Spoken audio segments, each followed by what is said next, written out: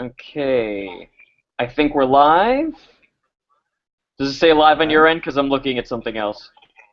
Yes. Yeah, I got live Okay. on mine. Cool, Yeah. cool, cool. All right. Testing, testing. Today on Quality Time with Family Ties, we learn there ain't not no mountain high enough. And in three, two, one. Yo, hey everybody! Welcome to Quality Time with Family Guys. I Family Oh, Guys. man. Nick, I was Paul, going Nick, it's into. Family he does that the Ties. whole show. I will drive over to his house and Oh, Well, if you're driving oh. over to his house, bring the DVDs and sign them. kill. It's killing two birds with one Yeah, I stone. do need to. I'll be over there And sometimes. killing Scott. Yes, with the third stone. I'll sign them, and then you can kill me. Yeah, So, I'm fine with I that. was gonna jump in. Sorry, go I ahead, am Scott. too. I was gonna go from Family Ties to How You Guys, and that tripped me up. Paul, how you's doing? I's great, Scott. To then paraphrase further Alex P. Keaton in this episode. I's great. Yep, I's great. Corey, how you's? I's good too. Although I don't know why you're talking funny. It sounds real to me. It sounds regular. It sounds good. Good. So guys, we love is in the air on Quality Times right now.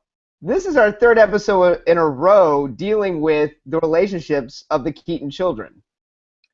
It definitely feels like a reboot. I'm not entirely sure what their plan for season 4 is going to be, like what's happening behind the scenes of where they want to project the season to going, but it definitely feels like they're doubling down on romance and the kids being the focus of the show. Mm-hmm. It also seems they're doubling down on establishing more regulars. Because, I mean, it's pretty clear that they wanted to, I mean, the relationships for these kids, they wanted them to be regulars for the season at least. Yeah, that they're expanding Which, the cast knocking out, yeah. of recurring characters. Yeah. Yeah, but it's just so, it feels really weird, like, it happening so back to back. Especially back to back. And maybe that's because, yeah, at the beginning, especially since what we've dealt with before. Mm-hmm. So I agree. I think it seems like it's part of a plan that they had to expand the people who we see on a regular basis. And while Ellen was, I think, a really fully formed character, I have problems. And you know, I like Nick eventually because I know the end game in this. You know, I've seen Nick for a few seasons, but when I look at the first episode, the only word I could think of is I feel like they hamstrung the actor from the very beginning with that one line of dialogue, she's dating Rambo. Oh, yeah. I mean, Yeah. it's the most one or two dimensional, it's in between. It's a half-dimensional character, but they hang the lampshade on it of actually saying Rambo. That they're like, no, this is Right. just a Sly Stallone impersonation. So what you do to the actor, and you got to assume, look, I don't know what Scott Valentine's track record was prior to this, but we have a young actor making his first appearance in what he was probably, and what his agent was probably told, could be or will be a recurring role on the show. And I feel as though he played into what the writers wrote for him in this episode, and he did his job exactly the way he was supposed to, but I feel like the writers wrote, as you said, a half-dimensional character, and now you've got a cat in a burlap sack, and I have to watch him get himself out of this burlap sack over the season. Absolutely. Yeah. And that's the thing. This episode, after I watched it, I was like, that was a fun episode. But at the same time, I didn't learn a lot. Nothing really happened. It was pretty, like, we didn't move very far. But it was really an enjoyable episode. It wasn't terrible. I didn't think it was terrible. It certainly was no like the first part of Ellen, Right.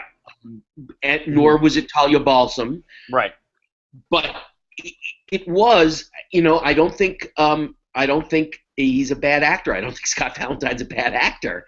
I just think that he was sort of locked into this character that they wrote for him, who eventually becomes multidimensional, but I don't know how many episodes it takes for that to happen. Yeah, absolutely. And that's the thing, in that final scene of this episode, you can see that Scott Valentine does have a lot of stuff going on as an actor. Like, he really infused it with a lot of pathos, and, I don't know, you feel for the guy. Mm-hmm.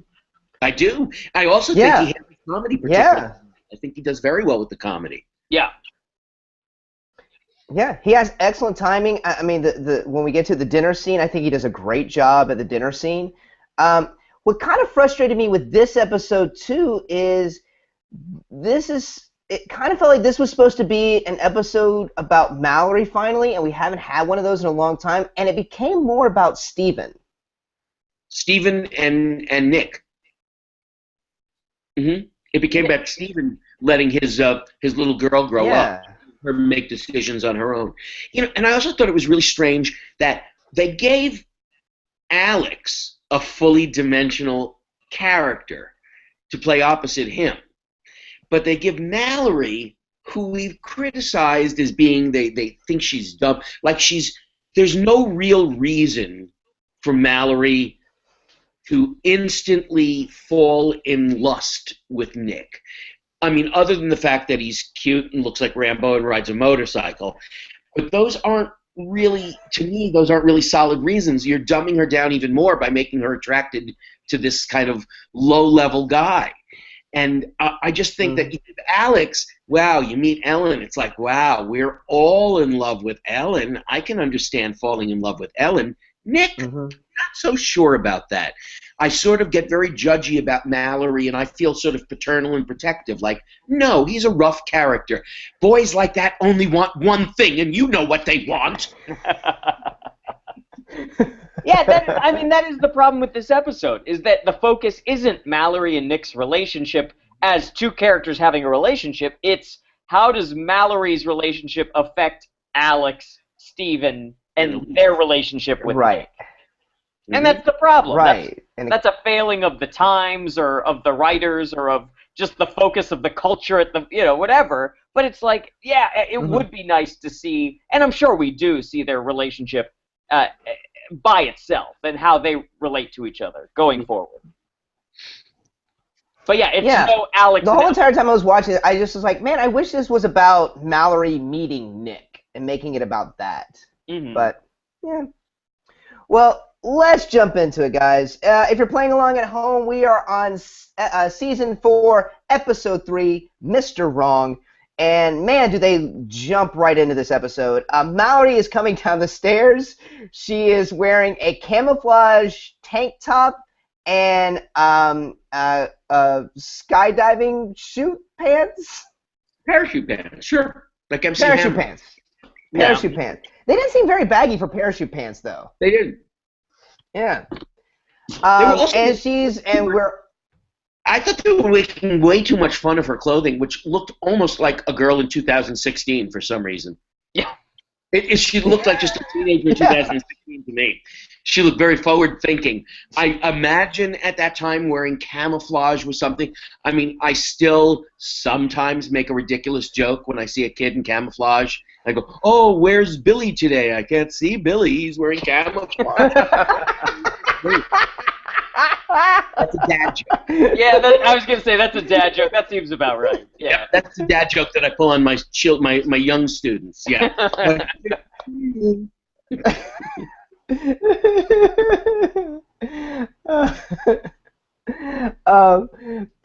wrote down throughout this whole entire episode, Mallory looks like so 80s, but the cool hip 80s, like the Brat Pack 80s.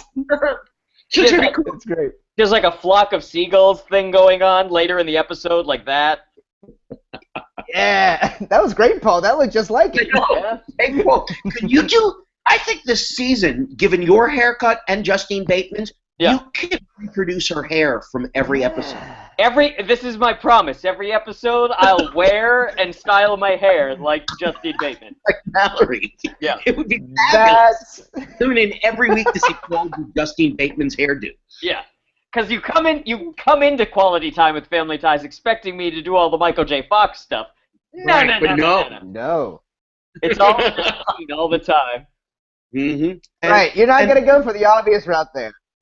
Just so that you feel good, I'll imitate Jennifer every week. I can't wait to see your mullet. Because No. if I actually put on a pond wig right now, you'd think that Tina Yothers was my daughter.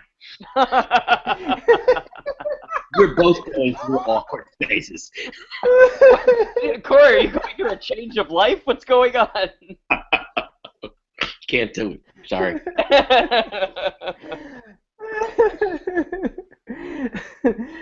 Uh, so, Mallory is excited because the boy she's been dating, Nick, for 3 weeks, is coming over to meet the family for the first time. And she's really anxious, and we hear a motorcycle pull up. Jennifer, she goes over to the window. It's like, oh, it's a Kawasaki 500 or something like that. And now he says, like, hey, he's really excited to meet you guys.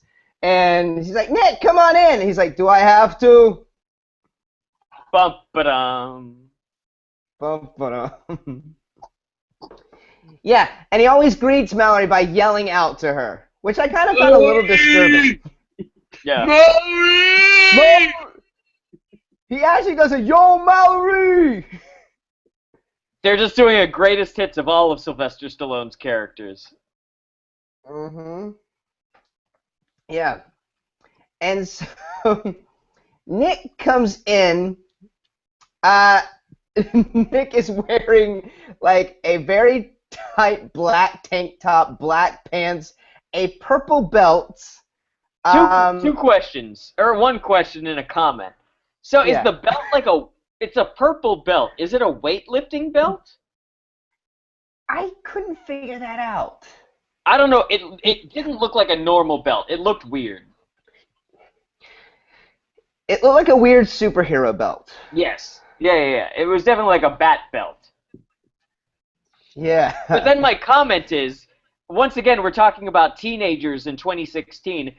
He looks like a mannequin from an American Apparel store. Like, everything he's wearing, where it's all just, like, monochromatic, boring, like, a cast extra of fame. That's what American Apparel yes. looks like, and that's what Nick looks like. Yeah. He kind of has a little, like a light Flock of Seagulls cut. He used all of the hairspray in 1985. It all went to Nick.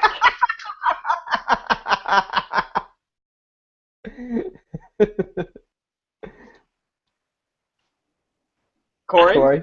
Yeah, I was just wondering if you guys noticed also that Nick appears to have a very broad New England accent. He kept saying, remember, what does he want to be when he grows up? A garbage man. Garbage. What's the difference between the New England and like a New York thing? New York, garbage. It was more like garbage, but it was more like, it sounded New England. Yeah. It sounded like Boston accent. I'm wondering if Scott Valentine is from that area, because there was certainly no explanation in the script. Right. We'll look up quickly and see if Wikipedia's got us where Scott Valentine is. Saratoga Springs, yeah, there we New go. York. Really? It is East Coast. Ah. Okay. Yeah, that's East Coast. Okay. And Saratoga Springs is north enough in New York State that it's actually sort of kind of close to Vermont and Massachusetts. Right. So it is sort of Okay. New England. It makes sense now. That's interesting. I never would have. I didn't even pick that out. That's really interesting. I didn't either. And of course, of all people, of all things, he says he wants to be a garbage man. But then he explains, and I thought that this was actually sort of clever. And I say clever because I have someone in my family who does this. He picks through garbage art. He makes his art garbage. Oh wow! Oh, wow. My ex-wife's brother taught art at the what is it, the Rhode Island School of Design at RISD. He taught art with garbage. He made so I've gone when we're married. Even occasionally when he comes out here, I will see him, and we still go to landfills, and he finds his stuff in landfills for what he wants to work with. That's amazing. Does he also say garbage? No, he doesn't. Even though he's from Cape Cod, Massachusetts, he does say garbage. Yeah. Okay. All right. That's so funny. That reminds me of My Science Project. Remember that movie? Mm-hmm. Oh yeah. Yeah. Yeah. I mean, what kind of stuff does he do? Like, is it all sculpture stuff, or what kind of? It's mostly sculpture and stuff. Like he'll do stuff with parts of bicycles, and it's very abstract, but I think it's really cool, and it's 3-dimensional, and some of the stuff is really interesting. That's neat. Mm-hmm. That is cool. Of course, I have to say, most of the stuff is really interesting, and then for Griffin's wedding. They came to Griffin's wedding. It's because it's his uncle, my ex-brother-in-law, but it's his uncle. Mm. So he and his wife came to Griffin's wedding, and they gave him, and they said that they were giving him something that Danny made for their wedding. So we went back to Griffin and Mimi's apartment afterwards, and my ex-wife's family wasn't there, nor she, and Griffin was like, I'm really excited because, I've always liked Danny's stuff. And I said, yeah, I always like Danny's stuff too. It's really good. I love his stuff. And he opens up the box and he picks it up, and it's like, what the fuck is this? It was like something he did with like watercolors, and he picked like dried flowers, and it was like a hunk of shit that you'd hang on a wall, good to be polite when someone's coming. Oh no! Just like I went, wow, of all the things he's made, of all the cool things he's made, this is what he gives to you, huh? Congratulations! Hope your wedding's good. Yeah. Oh man! And now he's gonna hear it on this episode of Quality Time with Family. Yeah, well, Griffin. Actually, I don't think Danny will. Oh, okay. Like Danny's gonna go to a landfill, pick out an iPod, download this episode. That's the only way. Yeah, Danny. Now remember, my ex-wife's older than me, and this is her older sister. So Danny is, if I remember, that's right. I know exactly how old he was because I was amazed. Danny's 81 years old now. Really? Yeah, Danny's 81. He just retired from teaching. Well, I guess when you're picking through garbage, 81 is when you retire. Exactly. And I'm thinking, I don't quite think he's wired into Google Hangout. Yeah.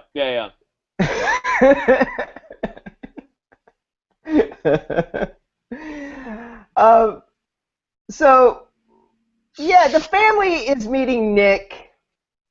They're all kind of shot by Nick, especially Steven. Alex kind of sees him as a joke a little bit. We have the whole line of I's good. And really all Nick is saying in this first meeting is, hey. Right. Hey. Very monosyllabic, very, he's an idiot. We're establishing he's not the brightest of bulbs. And we buried the lead on this one. Nick is wearing an earring. Yes. And they make such a big deal. It's so funny. The earring to me was like, wow, the passage of time. That was before the era that it was common to see a man wearing an earring. So we've gone through the era in which men don't wear earrings, an era in which men do wear earrings, an era now in which, once again, it's strange to see men wearing earrings, but you see a lot of men with earring holes that are no longer filled. Right. Yes. Yeah, yes. You go to Hot Topic and you see the guys with, huge holes in their ears. But no earrings. Right. Is there some lobes hanging down? Oh yes, the guys had the spacers in, and now they look like they're some sort of dog because their ears are so heavy they're hanging down to here. I got an earring when I turned 18. I got it right here in the top of my ear, and I had it for about 18 hours, and then my mom cried and made me take it out. Diane, thank you. Thank you, Diane. I would have done the same thing. Thank you. Including the crying. I could just see Corey being like, Paul, you have so much ahead of you. Oh, you're disgracing our family by wearing an earring. The Packler name will never be the same. The Pittsburgh Packlers are famous for never wearing an earring. We'll never be able to go and get a Primanti Brothers sandwich again. Yeah. The Pittsburgh Packlers of Pittsburgh, Pennsylvania at a Primanti. Point University in Pittsburgh, Pennsylvania. Oh. Paul, like you, what I love about yours is where you chose to get the earring, like high up. Yeah. I was 19 and I got one in my regular lobe. You still have it? Do you? Is it still a hole? I know. I had it for like a week and then I took it out. Wow. I just pierced with my foreskin. This doesn't look. Oh, right. wait. Say that again, Corey. I said I just pierced where my foreskin used to be, but don't worry.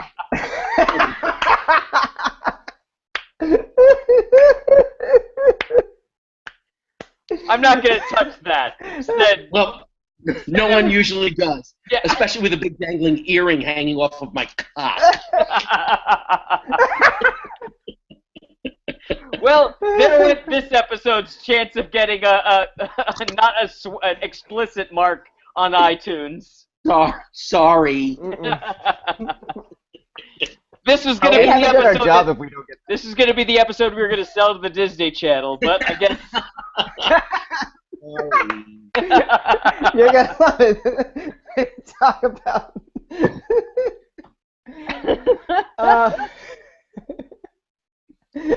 I just want to point out we still haven't gotten past this first scene yet. It's a great first scene. That's why it's just filled with information that we have to unpack. Exactly. It is the introduction of a new character. Right. So Mallory and Nick, they go off, and Steven is clearly worried and upset about Mallory's choice in a boyfriend right now. And then we, because they instantly set up everything that's going to be in this episode. And then we cut to the kitchen, and there's this, not a bad bit, but it kind of goes on too long, of Elise feeding Andy and then trying to get Alex to show him how it's done as a baby bird. Right, exactly. And, like you said, it's a good bit. I don't know what it has to do with the rest of the episode, but it's just a nice little comedic bit for Michael J. Fox, where Andy the baby won't eat, so Elise is like, sit down, we're going to show Andy how to do it, and then Michael J. Fox does the exact same thing. It's very funny. I rather enjoyed it. As the I thought. As the regular perv on the show, I would like to point out that Meredith Baxter Birney was wearing shorts in the scene, and her legs looked fabulous. Oh, I missed that. I went back and watched twice. Her legs look fabulous. Very toned, very tan, very sexy. Yeah. Very sexy. And she was wearing a blue dress later in the episode that really looked nice on her, too. Mm-hmm. Yeah. Mm-hmm. Mm-hmm. And, of course, this scene also featured our first appearance of OJ, thank God. Thank God, yeah. Yeah, gotta have it. We had like strained broccoli and orange juice in the scene. They always go so well together. Mm-hmm. And later we also get the weird cereal containers that no one in real life ever has. And now every time I see them, I think to myself, who does that? Yeah. And I thought they had a great line in this, because Steven comes in to witness the crazy food bit with Elise and Alex, and then Justine Bateman comes in, and she's like, "Oh, Dad, I thought it was Nick," and he goes, "Nope, just me, Stephen Keaton, a non-criminal."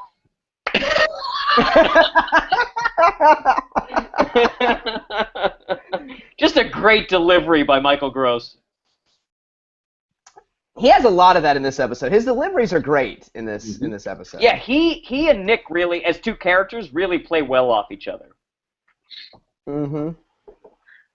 And I think it gets. We were talking about. I hope it gets better with Nick and everything, and we know it does. But what's cool is like with this episode, they made Nick so antisocial, And it seems progressively, as they kept using him, he becomes almost too social. Like he's real buddy-buddy, or tries to get buddy-buddy with Steven more and more, and talks more and more. Right. The awkwardness goes away. So yeah, Mallory. Yeah. So Nick's motorcycle pulls up. We hear Mallory, and Mallory takes off with Nick. And this is where Steven starts hatching the idea of, we need to tell Mallory that she can't see Nick anymore. Yes. Mm-hmm. And is this when she gets back, or when they're talking before? Oh, never mind. I totally fucked that up. So he picks her up. He's wearing the Monty Python T-shirt. Elise is like, if you say that Mallory can't date Nick, she's gonna get upset. She's gonna say, "I'm almost 18. I can do what I want. I can see who I want to see, and you can't stop me." And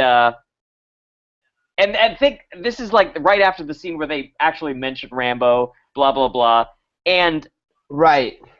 Yeah, that's it. There's nothing really in this scene, right?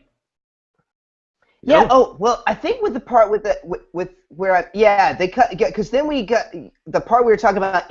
I'm 18, and what Mallory's going to say. That happens in the next scene because Mallory's been out past her curfew with Nick. Right. And Steven uses this. Elise predicts to Steven what Mallory is going to say. Right. And so, since Mallory is past her curfew, Steven sees this as an opportunity to put his foot down, say, she can't see Nick anymore. And Elise keeps warning him, this is not going to go over well for you. And he keeps kind of justifying it, basically. If I present it to her, strictly but with compassion, she won't say that to me. I can convince her that she'll understand. Right. And with that, they go to commercial, so let's take a quick commercial break. We'll be right back. Cool, guys. Let me pull up this real quick. Hold on 1 second.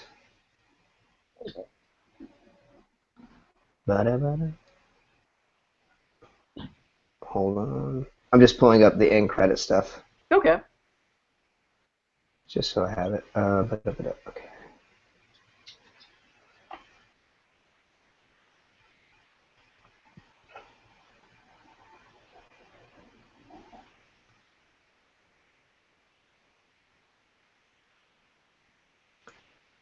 All right. All set? All set. Okay. And we're back. And we are having cereal. Out of containers. Mm-hmm. A lot of cereal in this episode. Yeah, a lot of cereal in this episode. Around trying to kill time during conversations. Right, exactly. Yeah, so it's the next morning. Elise even tells Steven, Mallory's really upset with you, and I don't blame her.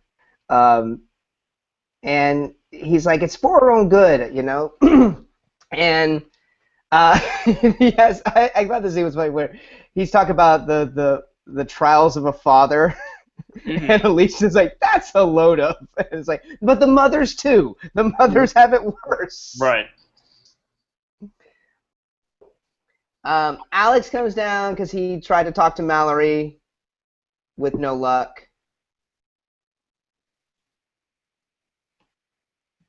Yeah. And then Mallory comes down? I don't think so. Yeah. No, you know what? And so this is the big thing of this episode. This is where it gets weird, yeah. But I mean, like, what happens is that Steven gets upset about the fact, and it's all the double standard of like, oh, girls shouldn't be allowed to date, but boys can, all that bullshit. And so what happens is Alex, in this episode, becomes sort of, every time Steven goes too far in that direction, he starts agreeing with Alex. Like, they find common ground, and then that's when Steven knows he's gone too far. And so it's like this battle for the soul of Steven with regard to being too much of an asshole to Mallory and Nick. Right. And the scene builds up with Alex really agreeing with him, and he turns to Mallory and says, "Why don't we have Nick over for dinner?" Right. So we're setting up this big denouement dinner scene. Mm-hmm. In the same dining room as the pilot episode where Alex brought over that racist rich girl. Yes, exactly. Yeah, I read that too. It's like, oh. Yep. Yep, and there's a lot of parallels between that because Alex's date was dumb. Nick's not the sharpest tool in the shed. Yeah. It's awkward. Yeah. They're all I overdressed in the scene, aren't they? Even if you're inviting Nick over for dinner, it looked like a formal business dinner. They were in jackets and ties. The girls were in dresses. Everything was way too formal. And it was the ugliest costumes I've ever seen. I don't know where they got them all from. No. I mean, Jennifer was wearing old Mallory hand-me-downs from Little House on the Prairie. Steven was wearing like a plaid shirt with a striped tie and then a like tan jacket that was the ugliest fucking amalgamation I've ever seen. Yeah. And then Mallory's shirt was hot pink to the point that it was like messing up the camera. The camera wasn't able to pick up the color of her shirt, which you would think that someone would have planned ahead for. Yeah. And they've done this before on the show, these formal dinners at home. Yes. It just seems so ridiculous. Yeah. But I wrote down, I really liked Scott Valentine in this scene. Like, throughout the whole entire thing, he shows that he's got some thoughts going on, like, that you can see, like, not just that he feels uncomfortable, but throughout the whole entire time he feels judged. Right. Which I thought was really, really good. Because what happens is, once they get past the awkwardness, Steven starts asking Nick about school. Come to find Nick's not in school. He keeps pushing the issue of getting an education. Yeah, I mean, when the topic first came up, I was like, I think Nick's getting a little bit too huffy too quickly. Like, it was like, Steven's like, are you in school? If you meet a 19-year-old or whatever age Nick is supposed to be, I would assume they were in school, wouldn't you? I would. Yeah. But immediately, as soon as Steven's like, so are you in school? He's like, no, motherfucker. And it's just like, whoa. Oh. First of all, I didn't know you could say that at 8:30 on a Thursday, but... But okay. Yeah. And then Nick pulls out a switchblade. Starts doing this on his hand. He's like...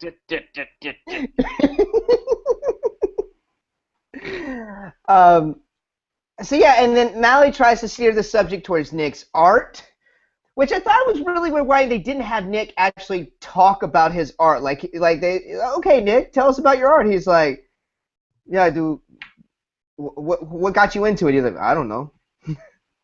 Yeah, again, I think that the scene could have been more interesting if he got excited about the art or something. I don't know.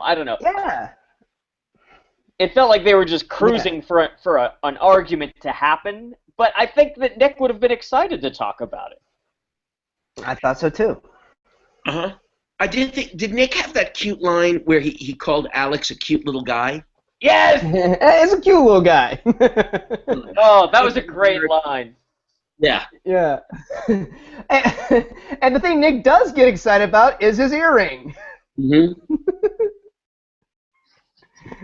Oh, you know what else they do, guys? They steal a joke from Taxi.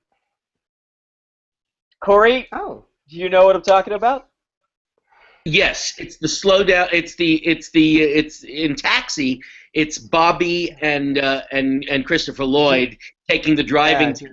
Jim, that's right. Jim and Bobby taking the driver's test. He goes, "Psst, what does yellow mean?" He goes, "Slow down." And he goes, "What does yellow?" And it's basically the same joke. Yeah, exactly. It's totally the same joke. I remember it was like one of the first things as a kid.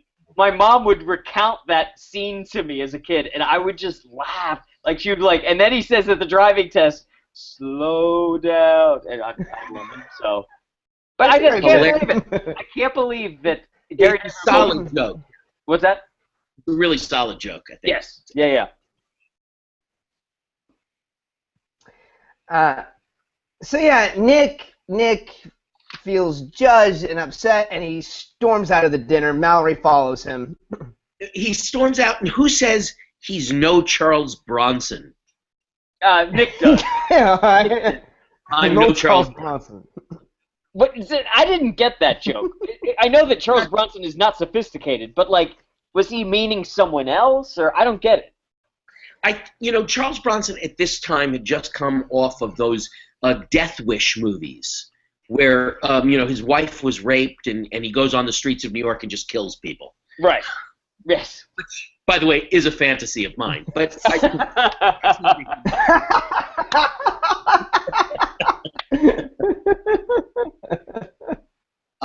So I think no Charles. I don't know what it's referring to though. It wasn't like there was a solid Charles Bronson joke that they're making. Right. Yeah. Yeah, I saw what you were trying to go for, Paul. It's like they were trying to compare the Charles Bronson name to like an intellectual of some kind with something that sounded like Charles Bronson.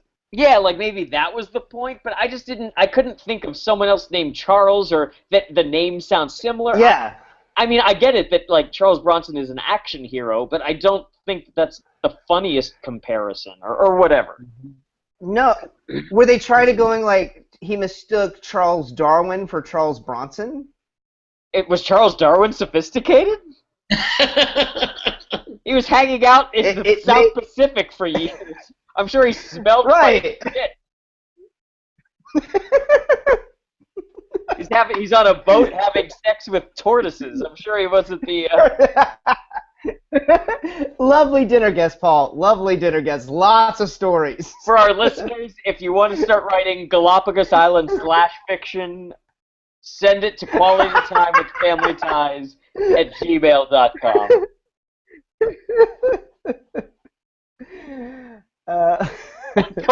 Corey's in shock. He's just twitching. We're gonna get stories about like Jennifer Keaton and Charles Bronson went to the Galapagos Islands one day. Well, I didn't think it could happen to me. Mm-hmm. Me. Again, the Disney people are gonna love this episode. Yeah. But yeah, so we cut to a little bit later, and Mallory comes back. This is a weird time jump because Mallory, like it cuts back to Mallory comes back, and she's upset with her dad. You hurt somebody that I care about. How could you do that? And this is kind of where Steven breaks down and can't really defend himself anymore about his behavior. Mm-hmm. Yeah, he explicitly says that it's a double standard between Alex and Mallory. When she's like, you wouldn't treat Alex this way. And he's like, of course I wouldn't, because he's a boy and you're a girl. Dun, dun, right. dun. And that was when the audience reacted to that. Yes, and Lisa's response, she took a nice long time before saying, go on, I'd like to hear more about this. Yes. Mm-hmm. Thought it was a great delivery. She was just really, really very real and very not angry at all. Just go on. I want to hear more about it. I also love the line that when Alex says something shitty about Nick, and then Mallory goes, "You're a snob, Alex," and he goes, "I know that." I know.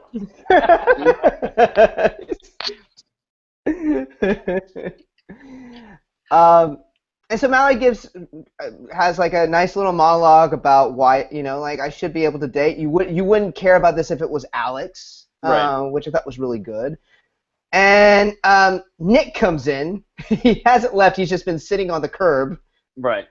Trying to convince himself to leave, and he can't. Oh, you know what's interesting about that scene right before? What's interesting about that scene before Nick comes in is the fact that all of the family stays in the living room when Mallory and Steven are having their tete-a-tete. Because usually in Family Ties, as we always say, everyone's like, "Oh, the house is on fire. We have to go in the other room so you guys can talk." And Right. and in this, the whole family is there to listen and sort of like reboot where they stand on Nick, and I thought that was interesting. Mm-hmm. Yeah.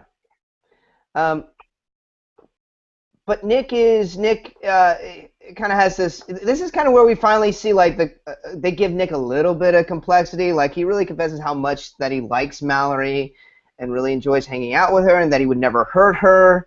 And Well, sure. They give Nick something to do in this scene. They sort of kept him. It's like he kept him like bottled like a genie this whole episode. And here in this now in this last scene, we finally uncork the bottle, and Nick finally talks in an honest kind of way, and he's sort of likable. I mean, as much he's sort of uncivilized, and he's definitely sort of a little rough piece of artwork that needs a little buffing to make him better. But you know what? All kids at this age, I don't take any 19 or 20-year-old at face value. I think, what are they going to be like when they grow up in 2 years? Mm-hmm. Right. Mm-hmm. So you got to think, okay, he's not a bad guy. He's an artist. He seems very artsy. Mm-hmm. He likes Mallory. He never did anything disrespectful to Mallory or pawed her in any way. There was no physical contact. So I thought he was being really respectful in that regard. He was polite. Yes, he was quiet and monosyllabic. Hey, look, Griffin had a girlfriend that was incredibly talented and was a really sweet girl, but we just didn't like her because when she hung around, she was like gangly, and she would hang on top of him all the time, and she'd be like, just take a nap. Let's just take a nap. And she was just all, and we would go, ugh, she's just, ugh. We were so happy when they finally broke up with each other. It was like, oh, thank God. Wow. Wow. I'll be honest. What's she doing now? Because I love naps. I like naps. I've been like working to so sleep. hard lately. I'm sure she's pretty young, right? Yeah, Like in her 20s. You know what? I think she'd probably be in the right age range for you. Nice. How old was she? About 28? 27? 26, 27. That's about right for you. So There you she's go, like Paul. newly a human. Like once you turn 25, your brain turns on and stuff. And she's still talented. She writes a lot of poetry and takes pictures. She takes photographs online. I love poetry and pictures almost as much as I love naps. She's also close to 6 feet tall, Paul. Oh. Oh, that'd be very interesting. Yeah, I also love holding hands like this.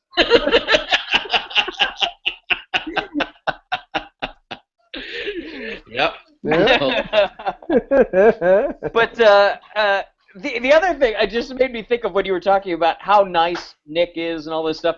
Maybe the reason Steven is so upset is because literally 2 weeks ago, like, Mallory was almost engaged to a duke. Yeah. That is true. That is true. Hey, bud. That is true. Do you think that, like, Steven was hoping for some sort of dowry or some sort of, like, English land-owning class or something? Yeah.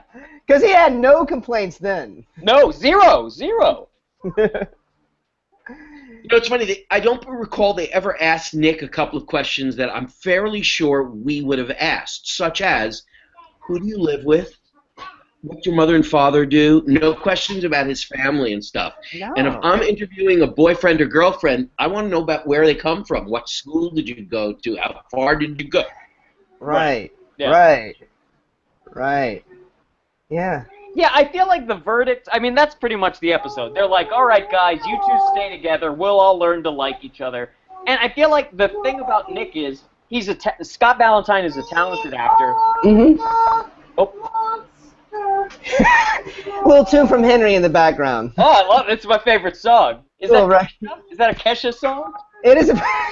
You like Kesha, Paul? I know nothing about Kesha. I don't know why that came into my head. But we like Scott Valentine. He's a good actor. I think Nick has a lot of potential as a character, especially like to bounce off other characters and stuff like that. Whereas maybe Ellen doesn't. Like I feel like she's not as much of a foil for the Keatons. Absolutely. She's Right. more for Alex, But Nick is more of a foil for Elise and Steven and Jennifer and Right. Alex. Right. So I feel like this is like we're in a good place. I feel like as a character, he's going to be very interesting. Mhm. Right. There's a lot for him to bounce off of. Yeah. Yeah. Yeah. And we'll just have to see as we go into season 4. Yeah. Yeah. Well, gang, for questions and comments, be sure to email us at qualitytimewithfamilyties@gmail.com and rate and review our show on iTunes. Be sure to follow us on Twitter at QTWFT for updates. You can also follow each of us on Twitter. I'm at Follow Jones. I'm at Paul Packler. I'm at Corpep. And like our Facebook page. We'd like to thank our host and producer, Barbara Dillon at Fanbase Press. Fanbase Press is a comic book publisher and an online community supporting other creators and fans through daily reviews, interviews, and podcasts that span the pop culture spectrum. Be sure to check out everything that they do at fanbasepress.com. We also like to thank Perry Adams, who beautifully performs the Family Ties theme song Without Us. Check out Perry's website at perryadams.com.